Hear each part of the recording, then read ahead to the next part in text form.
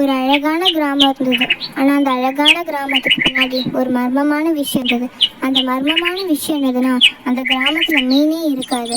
அந்த கிராமத்தில் இருக்கிற மக்கள் மீன் சாப்பிடணும்னு நினச்சாலும் அந்த சாப்பிட்ற மக்களோட நிலைமை என்ன ஆகணும்னு தெரியாது. அதுக்காகவே அந்த கிராமத்தில் இருக்கிற நதிகளில் கூட மீனே இருக்காது. அப்படி இருந்தாலும் அது தானாகவே இறந்து போயிடும்.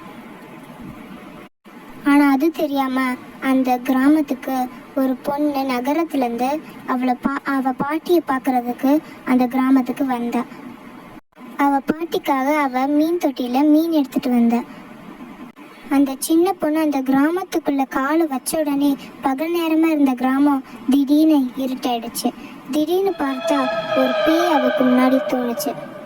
திடீர்னு அவள் மீன் தொட்டியிலேருந்து மீன் விழுந்து இறந்தும் போச்சு. அவள் பயந்துட்டே அவள் பாட்டிக்கிட்ட போய், பாட்டி பாட்டி நான் ஒரு பேயை பார்த்தேன் பாட்டி அப்படின்னு பயந்துட்டே சொன்னான்.